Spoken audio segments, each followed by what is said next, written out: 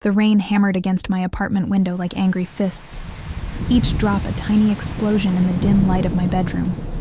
I sat cross-legged on my unmade bed, staring at the pregnancy test clutched between my trembling fingers, the two pink lines blurring as tears welled in my eyes. 23, broke, and now pregnant. Fantastic. I reached for my phone. The screen cracked from when I'd dropped it last week, another expense I couldn't afford. My fingers hovered over Marco's contact, my stomach churning at the thought of calling him. 3 months ago, he'd promised me the world. Now he wouldn't even answer my texts. Typical. "Get it together, Ellie," I whispered to myself, my voice barely audible over the storm outside. I needed to tell someone, anyone, before the weight of this secret crushed me completely. I typed out a message, tears blurring my vision as my thumbs fumbled over the keyboard. "Marco, I know you don't want to talk to me anymore, but you need to know I'm pregnant. It's yours.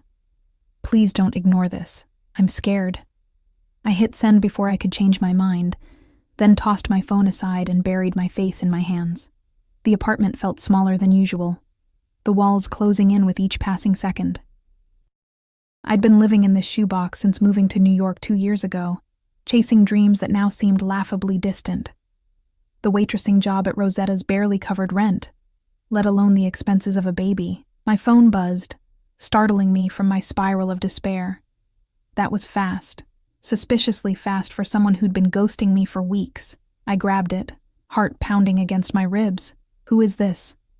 I blinked at the screen. 3 simple words, but they sent a chill down my spine. I checked the number again, and my stomach dropped. The area code was right, but the last 2 digits were transposed. I'd texted a complete stranger. "I'm so sorry." "Wrong number." I typed quickly, mortification heating my cheeks. 3 dots appeared immediately, pulsing as the stranger typed their response. "You're pregnant and alone?" I hesitated, my thumb hovering over the screen. Something about the directness of the question made me pause. "Yes, but that's not your problem. Sorry to bother you. Where are you?" The question felt invasive, almost threatening. I shouldn't answer.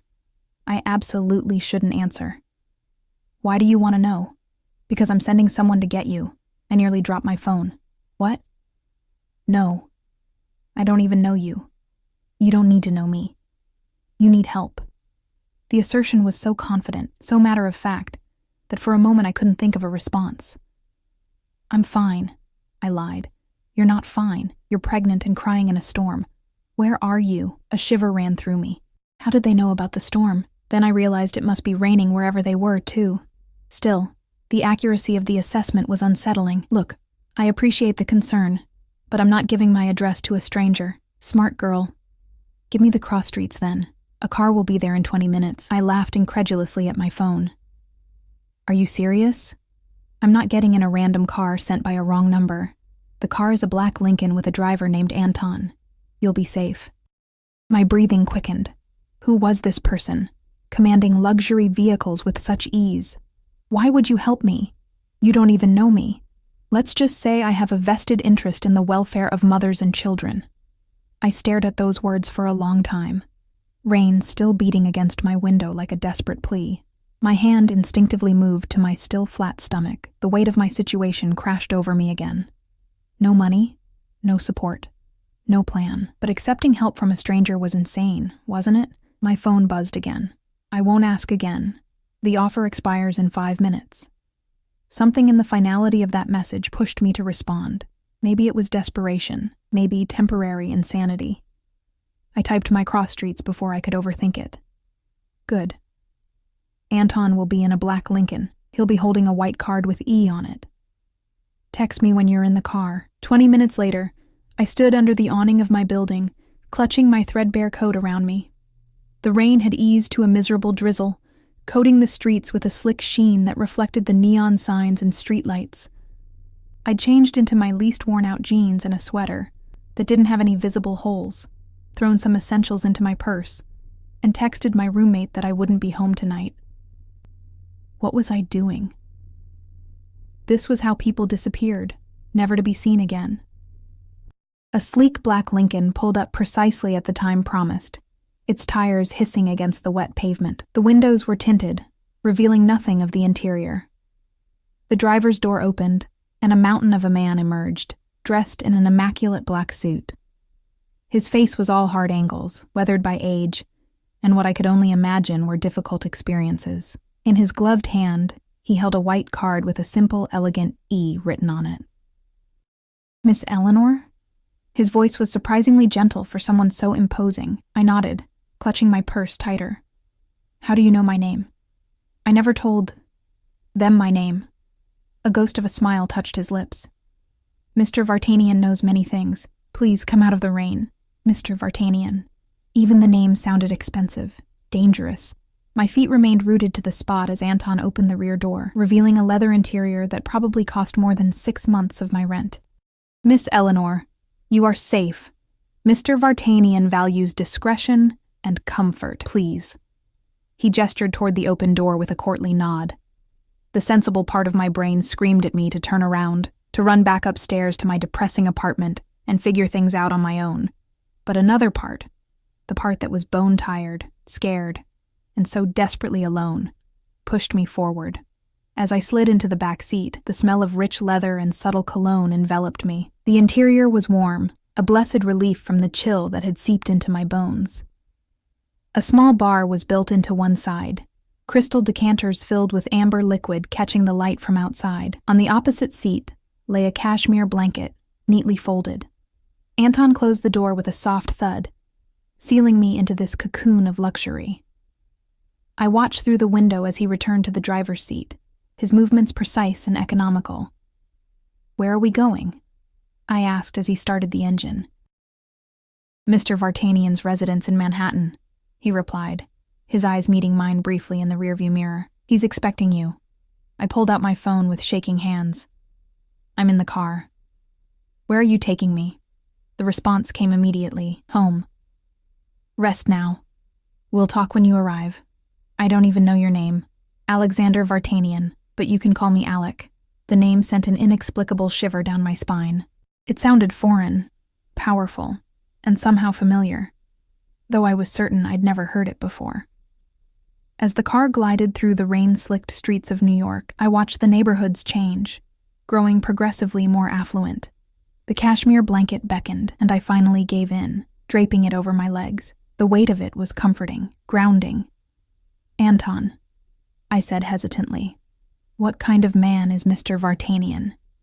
Anton's eyes flicked to the rearview mirror again. "He is a man of business, very successful, very particular about the company he keeps." "Then why would he send a car for me? I'm nobody." A strange expression crossed Anton's face, something between amusement and concern. "Mr. Vartanian doesn't see it that way, Miss Eleanor. Just Ellie, please." He nodded once. "Miss Ellie." The car turned onto a tree-lined street of towering brownstones and slowed to a stop before an imposing residence. Unlike the others on the block, this one had subtle security cameras positioned at strategic points and a wrought iron gate that looked both decorative and impenetrable. Anton came around to open my door. Rain still fell in a fine mist, catching in the golden glow of the street lamps. As I stepped out, clutching the blanket around my shoulders like armor, the front door of the brownstone opened. Silhouetted in the doorway stood a figure, tall, broad-shouldered, absolutely still. Even from this distance, I could feel the weight of his gaze, assessing, calculating. Power radiated from him in almost visible waves, and I found myself unable to move, transfixed like prey before a predator. What had I done? Who had I just allowed into my life? As we approached the steps, I caught my first clear glimpse of Alexander Vartanian, dark hair, touched with silver at the temples, a face carved from marble, all sharp cheekbones and strong jaw, softened only slightly by the sensual curve of his lips. But it was his eyes that stopped my breath. Stormy gray, like the sky before lightning strikes, and just as charged with potential violence. He wore a simple black shirt, open at the collar to reveal a hint of tanned skin, and tailored pants that spoke of custom measurements and exorbitant price tags. No tie, no jacket, yet he exuded more authority than any suited executive I'd ever served coffee to. Eleanor, he said, my name rolling off his tongue with the barest hint of an accent I couldn't place. It wasn't a question. Just Ellie, I managed to whisper, my voice betraying me. His lips curved slightly. Ellie, then. Come inside before you catch cold. We have much to discuss. I crossed the threshold, the warmth of the house washing over me, along with the distinct feeling that I was stepping into a beautiful, gilded cage, one I might never find my way out of. Block 2. The foyer of Alexander Vartanian's home gleamed with old money and quiet power. Marble floors stretched beneath my worn sneakers, making me acutely aware of how out of place I was. Crystal chandeliers cast a warm glow over artwork that looked like it belonged in museums, not private residences. Everything whispered of wealth so ingrained that it didn't need to announce itself. Your coat, Alec said, extending his hand. I clutched the damp fabric closer for a moment before reason prevailed. It was hardly protection against whatever I'd walked into. I slipped it off, revealing my threadbare sweater underneath.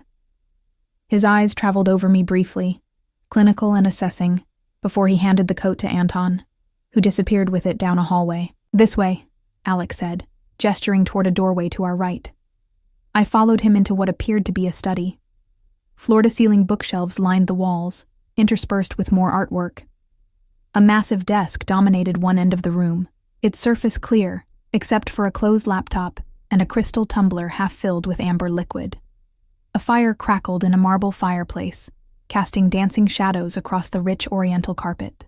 Sit, he instructed, indicating a leather armchair positioned near the fire. The chair enveloped me like an embrace, the leather butter soft against my skin. The warmth of the fire began to thaw the chill that had settled in my bones, a chill born of more than just the rain.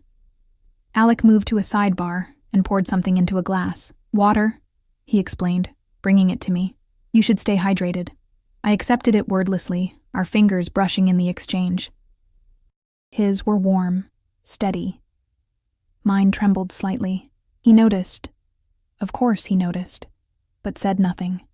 Instead, he took the chair opposite mine, leaning forward with his elbows on his knees, hands clasped before him. A heavy silver ring gleamed on his right hand, bearing some sort of crest I couldn't make out. So, he said, his voice low and measured, you're pregnant.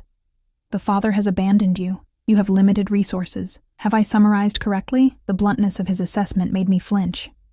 Yes, I admitted, then lifted my chin slightly, but I'll figure it out. I always do. A flicker of something, approval perhaps, crossed his face. I don't doubt your resilience, Ellie, but everyone needs help sometimes. Not from strangers who could be anyone. I hesitated, then decided to be direct.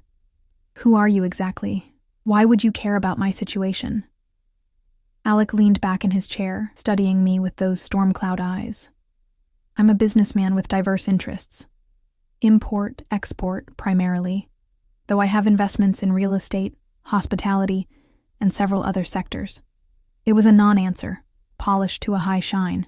I'd worked in enough restaurants to recognize when wealthy patrons were being deliberately vague about their occupations. And why you're helping me? I pressed. His gaze intensified. Let's just say I have a personal interest in ensuring children and their mothers are protected. There was something in his tone, a subtle edge of pain perhaps, that made me hesitate to push further. Instead, I sipped my water, using the moment to collect my thoughts. What does this help entail, exactly? I finally asked. I appreciate the ride out of the rain, but... A place to stay, he interrupted smoothly. Medical care for you and the child. Financial support until you're on your feet. A job, if you want one, in one of my businesses. I nearly choked on my water. That's excessive for a wrong number text. Is it? One dark eyebrow arched elegantly. Tell me, Ellie, what were your plans before you mistakenly texted me? The question stung, because I had no good answer. I'd been too consumed by panic to form anything resembling a plan. I don't know, I admitted, hating how small my voice sounded. Find a way to make it work, I guess. Make it work, he repeated, a hint of derision coloring his tone. And what does that look like exactly? Working double shifts on your feet while pregnant? applying for assistance that barely covers the essentials, begging the father to acknowledge his responsibilities. Each question hit like a slap, precise and stinging, but he wasn't wrong. That was exactly what making it work would have entailed. "You make it sound so simple," I said. "Just accept help from a complete stranger who, for reasons I still don't understand, wants to swoop in and fix everything." "Nothing simple about it," he countered. "There would be conditions." Of course there would. The other shoe, dropping right on cue. "What kind of conditions?" He rose from his chair with fluid grace and moved to stand before the fire, his broad back to me. The firelight cast his profile in sharp relief, highlighting the strong line of his jaw. "You would stay here, where I can ensure your safety and comfort. You would accept the medical care I arrange. You would allow me to handle the situation with the child's father." I stiffened at the last condition. "Handle how, exactly?" Alec turned to face me, his expression unreadable. Men who abandon their responsibilities should face consequences. Something in his tone sent a chill down my spine despite the warmth of the fire. He's not a bad person," I found myself saying, though I wasn't sure why I was defending him. "He's just young and scared. As are you," Alec pointed out. "Yet here you are, facing your reality instead of running from it." I had no response to that. He was right. Again. "Who is he?" Alec asked. "This Marco." "Just a guy I met at a club," I said, suddenly reluctant to share details. "He works in finance, or at least that's what he told me. Said he was a trader at some firm downtown." Alec's eyes narrowed fractionally. "Name?" "Marco Delgado." The name left my lips before I could consider whether sharing it was wise. Something flickered across Alec's face, recognition perhaps, but it was gone as quickly as it appeared, replaced by his usual mask of control. "I see." He returned to his chair, reaching for his tumbler and taking a measured sip. "And how did you meet him?" "At Eclipse, about 3 months ago. I was there with friends, celebrating a birthday." I twisted my hands in my lap, wondering why this felt like an interrogation. "He bought us drinks, paid special attention to me, said all the right things, and you believed him." It wasn't a question, but I answered anyway. "Yes, I believed him." My cheeks burned with embarrassment. "Stupid, I know." "Not stupid. Human." His voice softened marginally. "Trust is not a weakness, Ellie. The betrayal of that trust is the failing, and it belongs to him, not you." A lump formed in my throat at the unexpected kindness in his words. I looked down at my hands, unable to meet his gaze. The silence stretched between us, filled only by the gentle crackling of the fire. Finally, I gathered the courage to ask the question that had been nagging at me since I entered his home. "Why do you care so much about mothers and children?" "You mentioned a personal interest." His expression shuddered instantly, all traces of warmth vanishing. "That's not relevant to our arrangement." "I think it is," I pressed, surprising myself with my boldness. "You're asking me to trust you with my life and my baby's life. I need to understand why." Alec set his tumbler down with deliberate care. For a moment I thought he might refuse to answer, might even ask me to leave. But then he reached into his pocket and withdrew a silver pocket watch. He ran his thumb over its surface before clicking it open. "My mother was in a similar situation to yours," he said, his voice so low I had to lean forward to hear him. "Young, alone, pregnant. The man who got her pregnant, my father, was married to someone else. When she told him about me, he gave her money for an abortion and told her never to contact him again." He snapped the watch closed, his knuckles white around it. "She refused the abortion, but took the money. Used it to flee to America from our homeland. She worked 3 jobs to support us. The stress, the exhaustion, it killed her before I turned 18. The raw pain in his voice made my heart contract. "I'm sorry," I whispered. His eyes met mine, hard as flint. "I found my father eventually. By then, I had made something of myself. Offered him the chance to acknowledge me, to make amends. He refused. A cold smile touched his lips. He lost everything shortly after. His business, his reputation, his wealthy wife. A series of unfortunate events. The implication hung in the air between us. I swallowed hard, suddenly very aware that I was alone in the home of a man who had systematically destroyed someone who wronged him. "You're afraid?" he observed. "Shouldn't I be?" "No." The single word carried absolute certainty. "Not of me. Never of me, Ellie." He leaned forward. "I protect what's mine." The possessive statement should have sent me running. Instead, I found myself asking, "And am I yours? Because of one misdirected text?" Something dangerous flashed in his eyes. "You came to me. Perhaps not intentionally, but the universe rarely makes mistakes of this magnitude." Before I could formulate a response, the door opened and Anton appeared. "Dinner is served, sir." Alec nodded once, then rose to his feet. "You must be hungry," he said, extending his hand to me. "We can continue our discussion over dinner." I hesitated only briefly before placing my hand in his. His fingers closed around mine, warm and strong, as he helped me to my feet. The contact sent an unexpected jolt through me, like static electricity, but more intense. He led me through the house to a dining room that could have hosted 20 people comfortably. Instead, 2 places were set at one end of a massive table, intimate despite the grandeur surrounding us.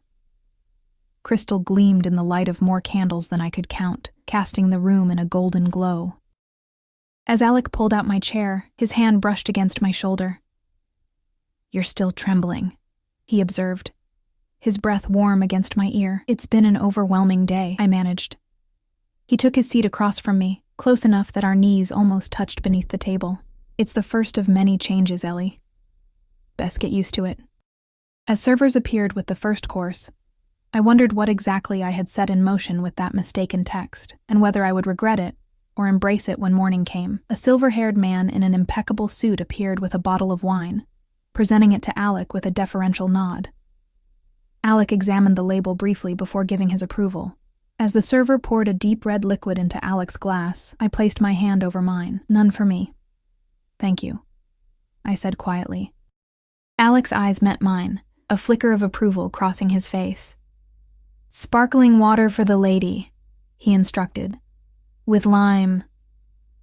The server bowed slightly and retreated, returning moments later with a crystal glass of bubbling water, a perfect wedge of lime perched on its rim. The first course followed immediately after, a delicate soup that smelled of saffron and the sea.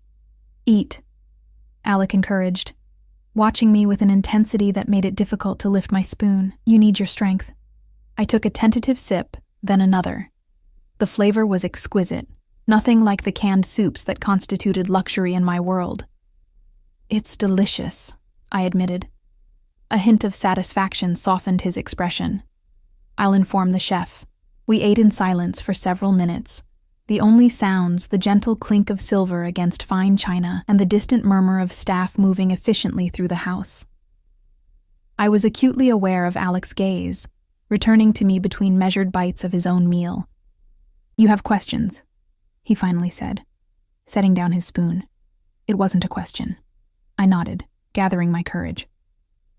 "This arrangement you're proposing, how long would it last?" "Until you no longer need it," he replied smoothly. "I have no interest in creating dependency, Ellie. Only in ensuring your well-being, and that of your child." "And after the baby is born, what then?" Something flashed in his eyes. Possessiveness, perhaps? That would depend on several factors. Such as? Such as whether the father decides to claim his responsibilities. His voice hardened subtly. "And whether you wish to remain under my protection." Protection.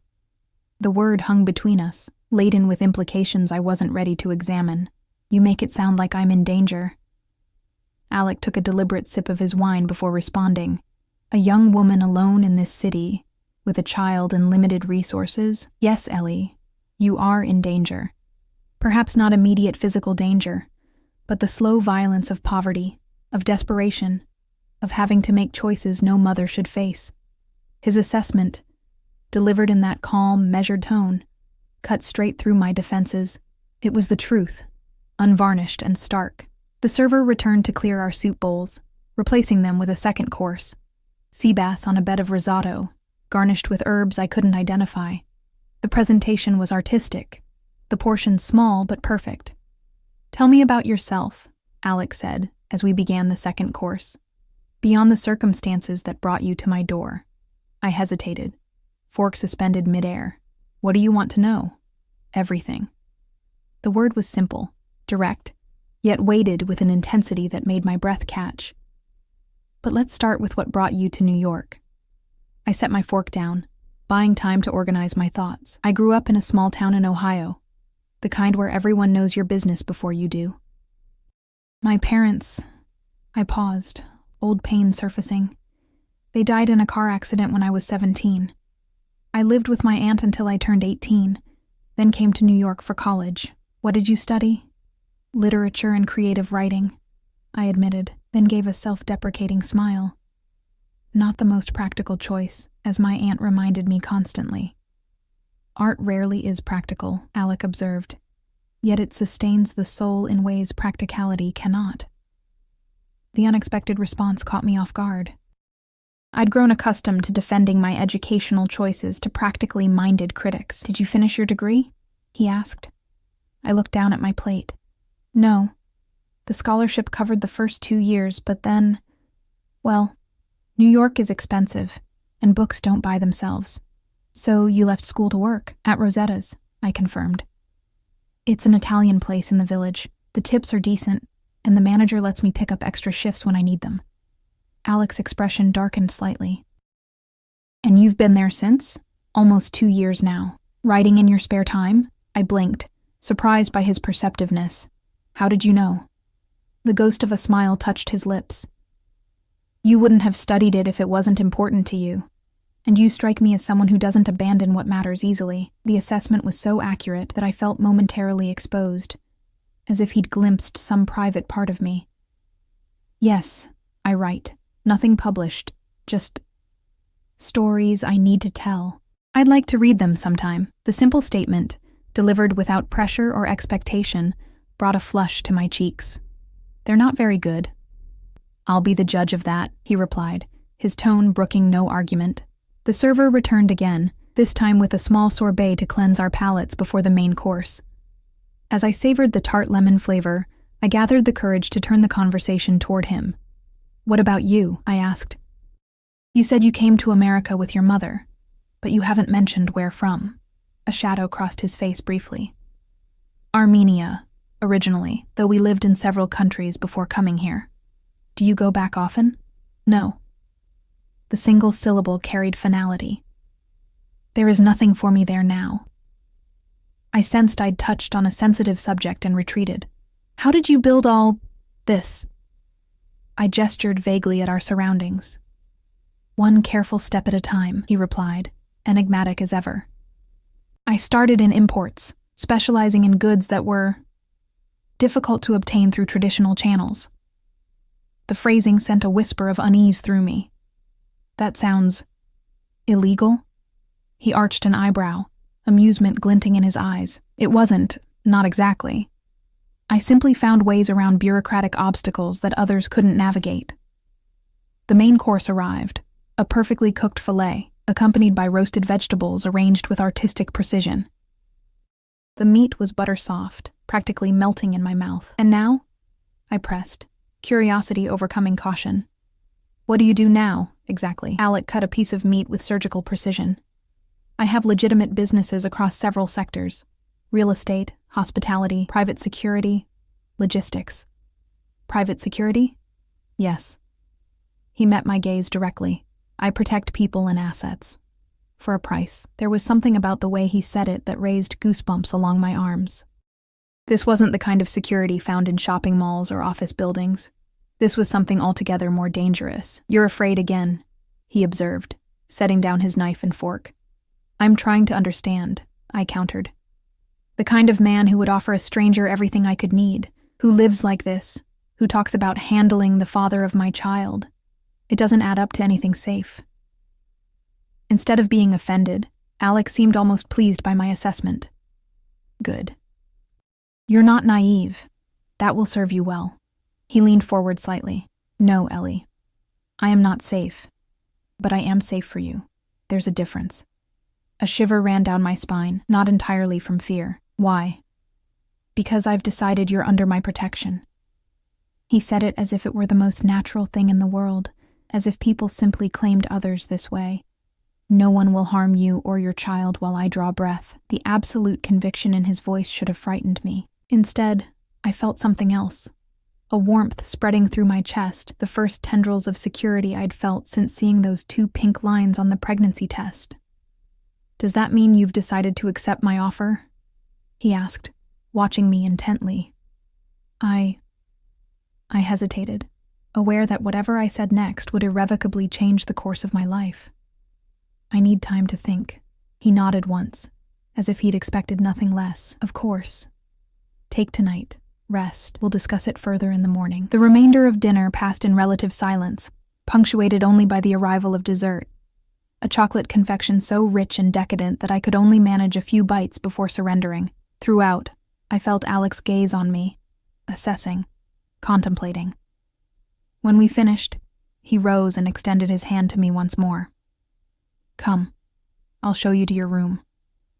I placed my hand in his, allowing him to lead me through the labyrinth of his home. We ascended a sweeping staircase to the 2nd floor, where he guided me down a hallway lined with more artwork, these pieces darker, more visceral than those in the public spaces below. He stopped before a door at the end of the hall, producing a key from his pocket. "This will be yours for as long as you stay," he said, unlocking the door and pushing it open. The room beyond was larger than my entire apartment, dominated by a 4-poster bed, draped in cream-colored silk. A fireplace crackled along one wall, while floor-to-ceiling windows along another revealed the twinkling lights of the city beyond. A sitting area with plush armchairs, a writing desk equipped with an expensive-looking laptop, and a door that presumably led to a private bathroom completed the space. "My room is there," Alec said, indicating a door at the opposite end of the hallway. "If you need anything during the night, the proximity should have unsettled me." Instead, I found it oddly reassuring. "Your things have been brought up," he continued, gesturing to my worn duffel bag, looking woefully out of place on a luggage rack of polished wood. "Though we'll need to see about getting you a proper wardrobe tomorrow. This is too much," I whispered, overwhelmed by the luxury surrounding me. "It's barely enough," he countered, his voice dropping to a lower register that sent another shiver through me. He stepped closer, close enough that I could smell his cologne. Something expensive and subtle, with notes of sandalwood, and something darker, more primal. His hand rose, hesitating just short of touching my face. "May I?" he asked, his voice barely above a whisper. I nodded, not trusting myself to speak. His fingers brushed my cheek, feather-light, tucking a strand of hair behind my ear. The simple contact sent electricity coursing through me, awakening parts I'd thought dormant after Marco's betrayal. "Rest now," he said, his voice husky. "Tomorrow will bring decisions enough." He stepped back, breaking the spell that had momentarily enveloped us. With a slight bow of his head, he turned to leave. "Alec," I called after him, surprising myself. He paused in the doorway, looking back at me over his shoulder. "Yes?" "Thank you," I said simply. "For everything." Something softened in his expression, a glimpse of the man beneath the power and control. "You're welcome, Ellie." As the door closed behind him, I sank onto the edge of the bed, my legs suddenly unable to support me. What was happening to me? How had one mistaken text message led to this moment, this place, this man? I moved to the window, gazing out at the city that had both broken and remade me so many times already. Somewhere out there was my old life. The cramped apartment, the double shifts, the constant worry about making rent. And here, within these walls, was the promise of something else entirely. Safety, security. But at what cost? As I turned away from the window, my gaze fell on a small box on the nightstand that I hadn't noticed before. Inside was a new phone, sleek, expensive, clearly top of the line. A note in bold, masculine handwriting lay beneath it, for emergencies. "My number is programmed in. Sleep well, E." I picked up the phone, weighing it in my hand. It represented everything about this situation. A gift that was also, perhaps, a gilded chain, protection that might also be a cage. As I prepared for bed in a bathroom larger than my entire kitchen at home, using products whose names I could barely pronounce, I wondered what Marco would think if he could see me now, the woman he'd discarded so easily, now ensconced in luxury beyond his imagining. The thought brought a small, bitter smile to my lips. Perhaps there was justice in the world after all. I slipped between sheets softer than anything I'd ever felt, my body sinking into the mattress as if it were made for me alone. Despite the tumult of emotions swirling within me, exhaustion claimed me quickly, pulling me into dreams filled with storm-gray eyes and promises whispered in the dark. Morning light filtered through gossamer curtains, casting the unfamiliar room in a golden glow. For a moment I lay disoriented, my mind struggling to reconcile the luxurious surroundings with my last memories of falling asleep. Then it all came rushing back, the pregnancy test, the misdirected text, the mysterious man who had swept me into his world with terrifying ease. A soft knock at the door pulled me from my thoughts. I sat up, clutching the silken sheets to my chest. Yes? The door opened slightly, and a young woman in a crisp uniform peered in. Good morning, Miss Eleanor, Mr. Vartanian asked me to inform you that breakfast will be served on the terrace in half an hour, if you're feeling up to it. Thank you, I managed, still groggy from sleep. I'll be there. She nodded, then hesitated. There are fresh clothes in the closet that might fit you. Mr. Vartanian had them delivered early this morning, and the bathroom is stocked with everything you might need. Before I could respond, she slipped away, closing the door softly behind her. I sat frozen for a moment, processing this new information. He'd had clothes delivered overnight? Just how extensive was his network of influence? Curiosity drove me from the bed to the walk-in closet, where I found not just a few items but an entire wardrobe, dresses, jeans, sweaters, even shoes in what appeared to be my exact size. Each piece still bore tags from high-end boutiques, the prices making me dizzy. I selected the simplest outfit I could find, dark jeans and a soft cashmere sweater in a muted blue, and made my way to the bathroom. 30 minutes later, freshly showered and dressed in clothes that probably cost more than a month's rent, I stood before the mirror, barely recognizing myself. The woman staring back at me looked polished, put together, like she belonged in this house of wealth and power. But her eyes betrayed her, wide and uncertain, harboring questions that had kept her tossing and turning through the night. Following the directions the maid had provided, I made my way through the house to a set of French doors that opened onto a stone terrace overlooking a meticulously landscaped garden. Despite being in the heart of Manhattan, the space felt secluded, private, sheltered from the chaos of the city by high walls covered in trailing ivy. Alex stood at the edge of the terrace, his back to me, hands clasped behind him as he surveyed his domain. He wore dark trousers and a light sweater that did nothing to diminish the powerful lines of his shoulders. Even in this relaxed setting, tension coiled within him like a predator at rest, dangerous, alert, ready. As if sensing my presence, he turned. His eyes traveled over me, taking in the clothes he'd provided, lingering on my face. Something flickered in his expression. Satisfaction, perhaps, or approval. You look rested, he said by way of greeting. The clothes fit well. I resisted the urge to fidget under his scrutiny. Yes, thank you. Though it wasn't necessary to, it was entirely necessary, he interrupted smoothly. Please sit. The coffee is fresh. He guided me to a table set for two, pulling out my chair with old-world courtesy. A spread of fresh fruit, pastries, and more substantial breakfast fare awaited, along with a carafe of coffee that filled the air with its rich aroma. I wasn't sure what you might prefer, Alec explained, taking his seat across from me. So I had the chef prepare a variety. It's too much, I said, overwhelmed yet again by his extravagance. You'll need to adjust your definition of too much, Ellie. A hint of amusement colored his tone. At least while you're under my roof. Under his roof. The phrase hung between us, reminding me that I had yet to make my decision. I reached for the coffee, buying time as I poured a cup. About that. You've had time to consider my offer, he said, his gaze intent. What have you decided? I set the coffee down, gathering my courage. Before I answer, I need to know something. Last night you mentioned handling Marco. What exactly did you mean by that? Alec's expression hardened, the momentary warmth vanishing. It means I would ensure he takes responsibility for his actions. Financially, at minimum. And at maximum? His lips curved in a smile that didn't reach his eyes. That would depend on his response to the minimum. A chill ran through me despite the morning sun. I don't want anyone hurt because of me. Is that what you think I am? Someone who hurts people? I don't know what you are, I admitted. That's the problem.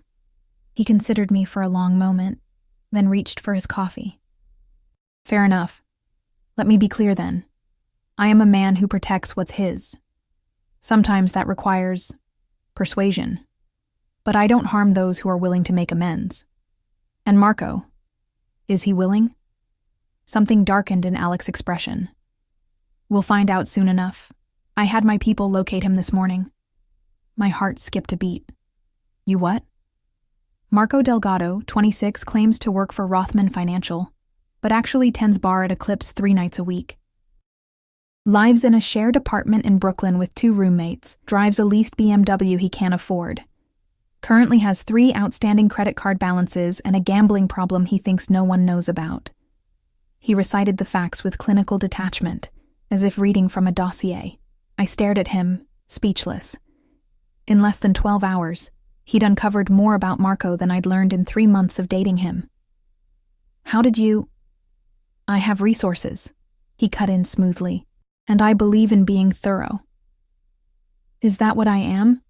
A thorough investigation? The words came out sharper than I'd intended, edged with the hurt of realizing how little I'd actually known about the father of my child. Alex's expression softened fractionally. No, Ellie, you're much more than that. Before I could ask what he meant, his phone buzzed. He glanced at it, his jaw tightening almost imperceptibly before he returned it to his pocket. It seems we'll be having company for breakfast, he said, rising from his chair just as Anton appeared at the terrace entrance. Sir, the gentleman you were expecting has arrived, Anton announced, his tone carefully neutral. My stomach dropped. Marco? I whispered, my voice barely audible. Alex's eyes met mine, storm gray and intense. Yes, I thought it best to resolve this matter quickly. He must have seen the panic on my face because he added more gently, You don't have to see him if you don't want to. Part of me wanted to flee, to hide in the luxury of the bedroom upstairs and let Alec handle everything, but a stronger part, the part that had survived my parents' death, that had made it alone in New York, refused to cower. No, I said, straightening my spine. I'll stay.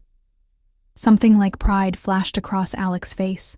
He nodded once to Anton, who disappeared momentarily before returning with Marco in tow.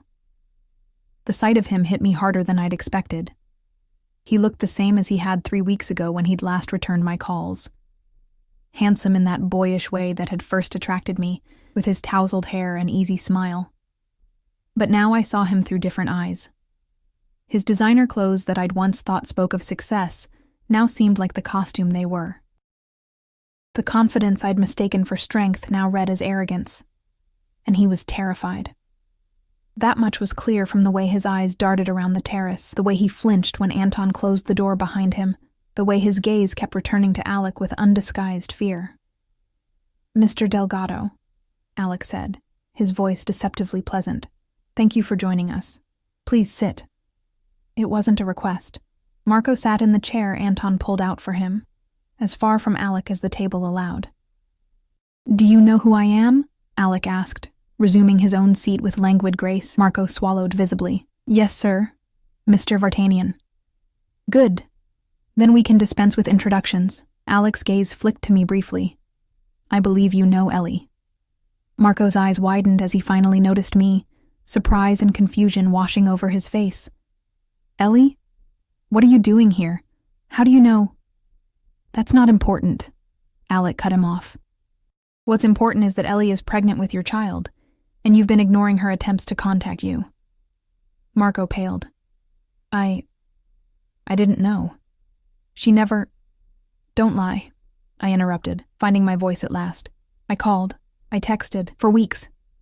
His shoulders slumped. Okay, yeah, I got your messages. I needed time to think. And have you thought? Alec's voice was soft, dangerous. Marco looked between us, confusion giving way to something like calculation. Look, I don't know what's going on here, but whatever she told you... Careful, Alec warned, the single word carrying enough menace to make Marco flinch. I just mean... Marco backpedaled quickly. This is between me and Ellie. It's personal. It became my business when Ellie came under my protection. Alec leaned forward slightly, so I'll ask again. Have you thought about your responsibilities as a father? Marco's gaze darted to me again, this time with a hint of accusation. How do I even know it's mine? We were only together a few times, and she could have been with anyone else. The words died in his throat as Alec's hand shot out, gripping Marco's wrist with enough force to make him gasp. The movement was so swift, so unexpected, that I barely registered it happening. That, Alec said, his voice a lethal whisper, was disrespectful. Apologize to Ellie. Marco's face contorted with pain. I'm sorry, he gasped. I didn't mean it. Alec released him, and Marco cradled his wrist, fear plain on his face. What do you want from me? He asked, his voice small. What any decent man would offer freely, Alec replied coldly. Financial support for your child, a signed acknowledgement of paternity, and your complete absence from their lives, unless Ellie decides otherwise. I can't afford... You can, and you will. Alec cut him off. My lawyer has prepared the papers. The terms are more than fair. He nodded to Anton, who produced a folder and placed it before Marco. With trembling hands, Marco opened it, his eyes widening as he scanned the contents. This is crazy, he muttered. I don't make this kind of money. You will, Alec assured him. I've arranged a position for you at Rothman Financial. A real one, not the fiction you've been telling women at clubs. The salary will more than cover your obligations. Marco's head snapped up. You got me a job? I'm investing in your future, Mr. Delgado. And by extension, in the future of Ellie's child. Alec's smile was all teeth. Of course. Should you fail to meet your obligations, the position will be terminated, as will certain other opportunities in this city. The threat wasn't subtle. Marco stared at Alec for a long moment, then back at the papers. Slowly, realization dawned on his face. This wasn't a negotiation. It was a command performance with only one acceptable outcome. Can I have some time to think about it? He asked weakly. No. Alec's response was immediate and final. You sign now, or you leave New York tonight. Permanently. Marco looked at me, a plea in his eyes. Ellie, this is insane. Who is this guy to you? Why are you letting him do this? I met his gaze steadily, feeling a strange sense of calm wash over me. He's someone who stepped up when you stepped away. That's all you need to know. Marco's face fell.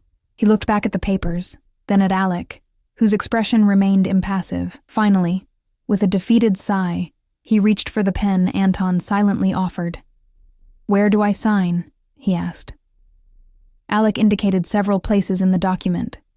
Marco signed each one without further protest. His shoulders slumped in resignation. Smart decision, Alec said when he finished. You'll report to Rothman on Monday morning. Anton will give you the details on your way out. Marco nodded numbly, rising to his feet when Anton placed a hand on his shoulder. At the terrace door, he paused, looking back at me one last time. I'm sorry, Ellie. I really am. I said nothing, watching as Anton led him away. When the door closed behind them, silence fell over the terrace, broken only by the distant sounds of the city and the gentle rustle of leaves in the garden below. Are you all right? Alec asked, his voice softer now. I released a breath I hadn't realized I'd been holding. Yes. No. I don't know. I looked up at him, searching his face. Did you really get him a job? Yes. It serves several purposes. It ensures he can meet his financial obligations. It keeps him where my people can monitor him. And it gives him a chance to become someone worthy of eventually knowing his child, should you ever decide to allow it. The thoughtfulness behind the plan surprised me. Why would you go to such lengths? Alec's gaze was steady, unflinching. Because every child deserves to know where they come from, even if it's just to understand what they've overcome. In that moment, I glimpsed the wounded boy beneath the powerful man, the child who had never known his father, who had watched his mother work herself to death, who had built an empire from nothing. I've made my decision, I said quietly. He waited, his expression giving nothing away. "I'll accept your help," I continued. "For now. But I need to maintain some independence. I want to finish my degree. I want to keep writing. And I need to know I can leave if things change." "All reasonable conditions," he agreed. "I'll arrange for your enrollment in classes for the spring semester. As for your writing, the desk in your room is yours to use as you wish." He paused, then added, "And you are never a prisoner here, Ellie. You may leave whenever you choose." Relief washed through me, followed quickly by a new uncertainty. "And what do you get out of this arrangement?" Alec rose from his chair and moved to stand beside me, his hand coming to rest lightly on my shoulder. The warmth of his touch seeped through the cashmere, sending a shiver down my spine. "For now, the satisfaction of ensuring your welfare," he said, his voice low. "As for the future, we'll see." The promise in those two simple words, "we'll see," held possibilities I wasn't ready to examine too closely, yet I couldn't deny the flutter of anticipation they sparked within me. 6 months later, I sat at that same desk, the one Alec had said was mine to use as I wished, putting the final touches on a manuscript. My courses at Columbia were going well, my pregnancy progressing without complications under the care of the city's best obstetrician. The baby, a girl we'd learned last month, kicked energetically as I typed, as if adding her own thoughts to the story. Alec had been true to his word in every respect. He had given me space when I needed it, support when I faltered, and a kind of steady presence I'd never experienced before. We had settled into a comfortable routine, taking breakfast together each morning before he left for his offices downtown, reconnecting over dinner in the evenings. And somewhere along the way, comfort had evolved into something deeper, more complex. The first time he kissed me, 3 months after that fateful text, it felt like the most natural progression imaginable. His touch, tentative at first as if afraid I might shatter, had grown more confident as I responded with an eagerness that surprised us both. Now, as I heard his key in the door downstairs, I saved my work and rose to greet him. My rounded belly preceded me down the stairs, a physical manifestation of the miracle that had brought us together. He stood in the foyer, shrugging off his coat as Anton took it with practiced efficiency. When he saw me, his face transformed, the hard lines of business softening into the expression he reserved for me alone. "How are my girls today?" he asked, crossing to meet me at the bottom of the stairs. "Active," I replied with a smile, taking his outstretched hand. "She's been practicing her kickboxing all afternoon." His palm came to rest on my belly, and as if on cue, the baby kicked against it. The wonder in his eyes never diminished, no matter how many times he felt her move. "She's strong," he said, pride evident in his voice. "Like her mother." He drew me closer, his lips finding mine in a kiss that still made my heart race. When we parted, he rested his forehead against mine, his breath warm on my face. "I have something for you," he murmured. "Alec, you've already given me everything I could need," I protested. "Not everything." He reached into his pocket and withdrew a small velvet box. My breath caught as he opened it, revealing a ring that glinted in the light of the foyer chandelier, a stunning emerald surrounded by diamonds set in platinum. "This was my mother's," he said softly, "the only thing of value she managed to bring with her when she fled. She sold the diamonds one by one to feed us, to clothe us, to give us shelter. But she never sold the emerald. She said it was for the woman who would one day be worthy of her son." Tears pricked my eyes as he took the ring from its box. "Ellie, you came into my life by accident, but you've stayed by choice, both our choices. I want to make another choice now. To bind our lives together permanently, to raise our daughter as a family, to build something neither of us had growing up." He held the ring poised at the tip of my finger. "Will you marry me?" Through my tears, I saw not just the powerful man who had rescued me from desperation, but the boy who had lost his mother too young, the man who had built an empire to ensure he would never be powerless again, and now, the father who would move heaven and earth to protect his child, our child. "Yes," I whispered, my voice thick with emotion. "Yes, I'll marry you." As he slipped the ring onto my finger, I marveled at how one mistaken text, a simple error of transposed digits, had changed the course of my life so completely. from alone and afraid to loved and protected, from uncertain future to unlimited possibilities. The baby kicked again, as if adding her approval to the moment. Alec laughed, a rare and beautiful sound that echoed through the foyer. "She agrees," he said, placing his hand over mine on my belly. "She's smart that way," I replied, leaning into his embrace. "Takes after her father." His arms tightened around me, and in that moment, I knew with absolute certainty that the cage I had feared on that first night was no cage at all, but a fortress, built by a man who understood, better than most, how precious and fragile love could be. A fortress I was now helping to build, stone by stone, day by day, choice by choice. A home for the family we were creating together. The family neither of us had ever thought to find.